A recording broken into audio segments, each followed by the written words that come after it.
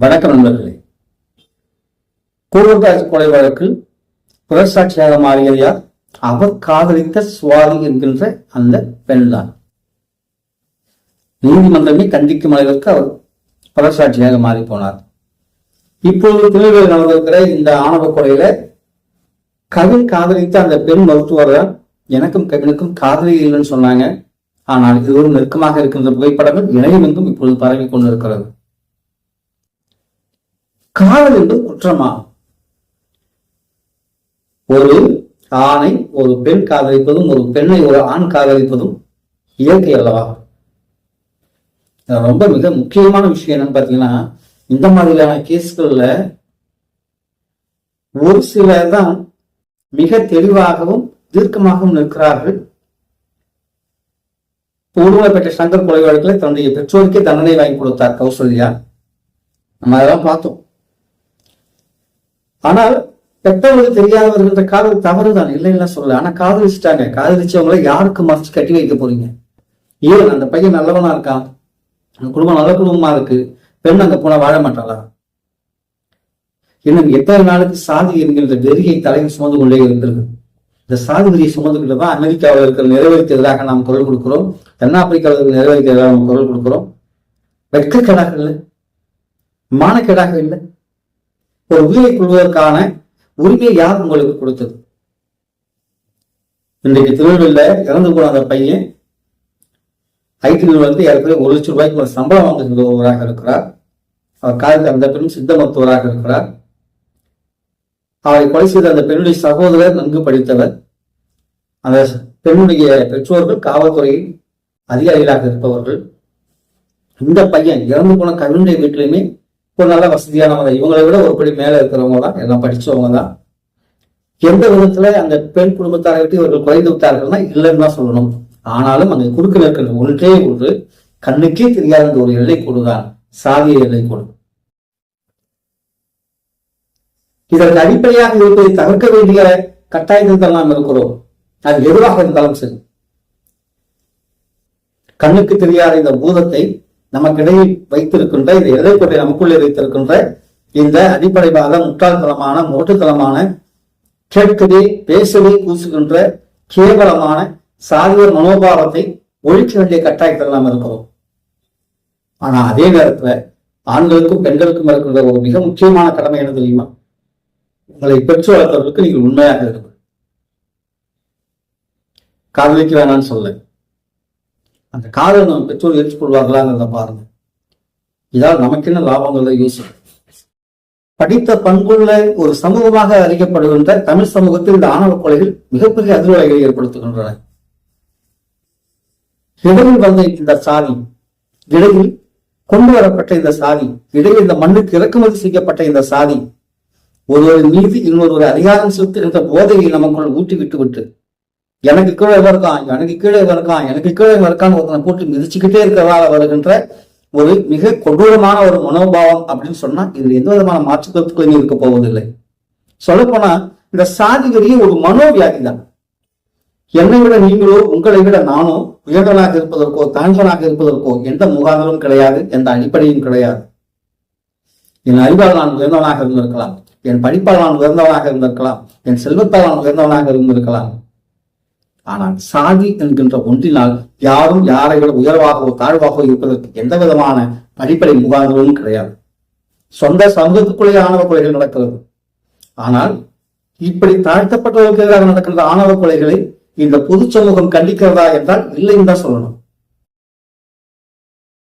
இதற்கு எதிரான ஒரு மிக கடுமையான சட்டம் இங்க நமக்கு தேவைப்படுது. ஒருபுறம் காதல் தப்புன்னு சொல்றீங்க, ஆனா காதல் ஆதரிச்சு பேசுறீங்க அப்படின்னு நீங்க என்ன கேட்கலாம். கண்டிப்பா காதல் தப்பு தான். ஆனால் தமிழ் சமூகம் காதலை போற்றி பாதுகாத்த ஒரு சமூகம் நம்ம மறந்துடக்கூடாது.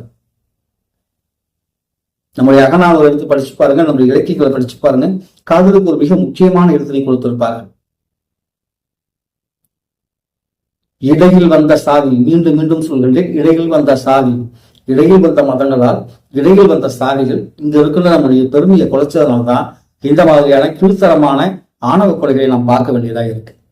இதற்கு எதிராக அறிவார்ந்த சமூகம் மிக முக்கியமான முடிவுகளை எடுக்க வேண்டிய கட்டத்தை நோக்கி நாம் நகர்ந்து கொண்டிருக்கிறோம் என்பது எந்த மாற்று கருத்துமே கிடையாது. சில வாரங்களுக்கு முன்பாக ஆனந்த விகடனில் வந்த ஒரு கட்டுரையை பார்க்க இருந்தது. அது தென்னாப்பிரிக்க அணி கோப்பையை வெல்வதற்கான ஒரு கட்டுரை. இடஒதுக்கீட்டின் காரணமாக அணியில் இடம் பிடித்த கருப்பின வீரரால் தான் இன்று தென்னாப்பிரிக்கா கோப்பையை வென்றது அப்படின்னு போட்டுருந்தாங்க. அதை படிக்கும்போது எனக்கே ஒரு சிரிப்பு தான் வரும். பரவாயில்ல, தென்னாப்பிரிக்காவில் மட்டும்தான் இடஒதுக்கீட்டில் வந்திருக்காங்க, இந்தியாவில் இடஒதுக்கீடுனாலே நம்ம கேள்வி கேட்போம். இந்திய கிரிக்கெட் அணியில ஒரே ஒரு தாழ்த்தப்பட்ட வீரரை நீங்க காமிக்க முடியுமா? எங்க இருந்து எங்க முடிச்சு போய்ங்கன்னு எனக்கு கேள்வி கேட்கலாம்.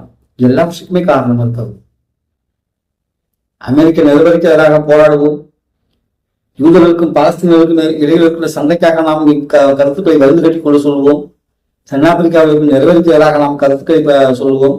ஆனால் இங்கே நம்மை சுற்றி நடந்து கொண்டிருக்கின்ற மிக கேவலமான அருவருக்கத்தக்க சாதி வெறியினை, மதத்தை விட மிக கேவலமான சாதி வெறியினை நாம் கண்டிக்க தவறிவிடுவோம்.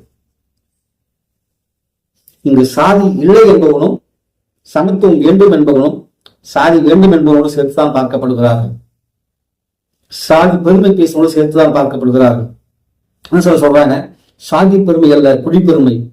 அப்ப நீங்க குடிப்பெருமை பேசணும்னா தமிழ் சமூகம் எத்தனை குடிகள் இருந்ததாக சொல்லுகிறது? 4 குடிகள் இருந்ததாகத்தான் சொல்லுகிறது. 4 குடிகள் தான் இருக்கிறதா?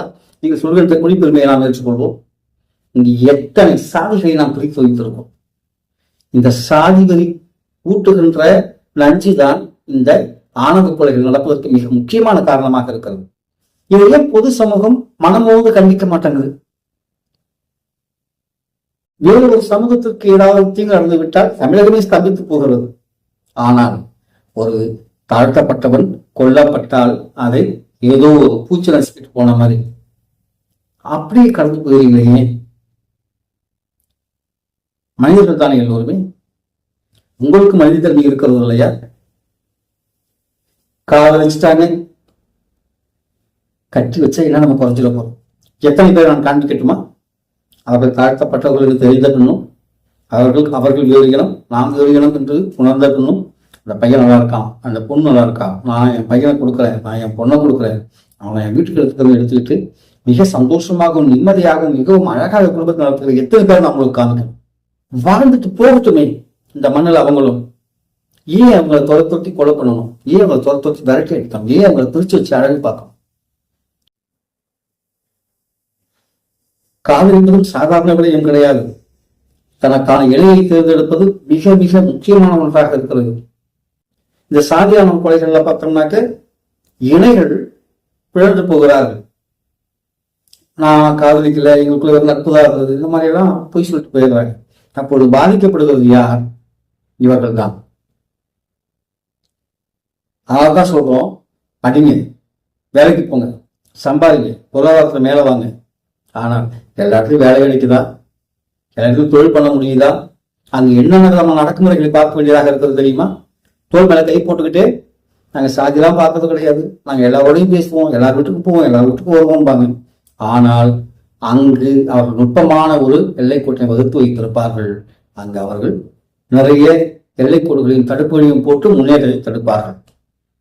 இதையும் தாண்டி நண்பர்கள் இருக்கிறார்கள், இதையும் தாண்டி நட்பு பாராட்டுபவர்கள் இருக்கிறார்கள்.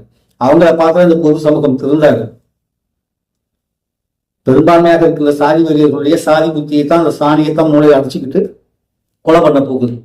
சாதி வெறி பேசுது. உனக்குள் நீங்க எங்களுக்குள் நான் இருக்கேங்குது, நீ இந்த ஊருக்குள்ளே வரக்கூடாதுங்குது, நீ இந்த இடத்துக்குள்ள வரக்கூடாதுங்குது, நீ இந்த மாதிரிலாம் வேலையை பார்க்கணுங்குது. ஆனால் ஒரு எல்லையை அவரவர்களும் வகுத்துக் கொண்டு இதற்குள் தான் இருக்கிறோம் என்கிறார்கள்.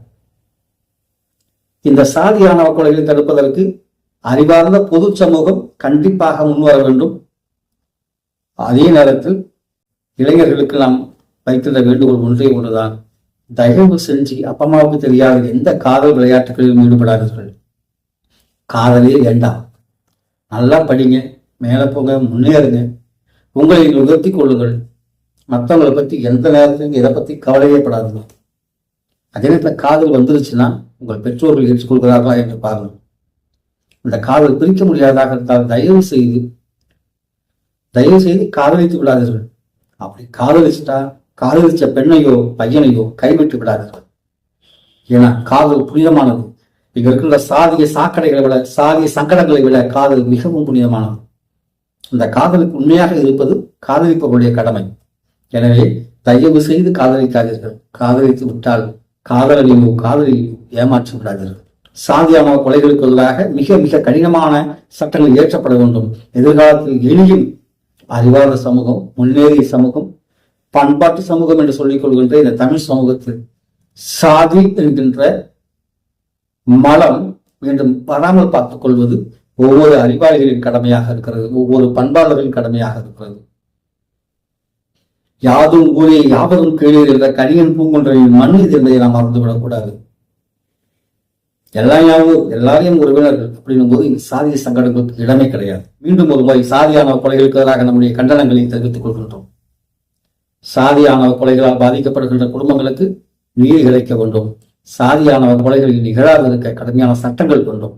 நன்றி, வணக்கம்.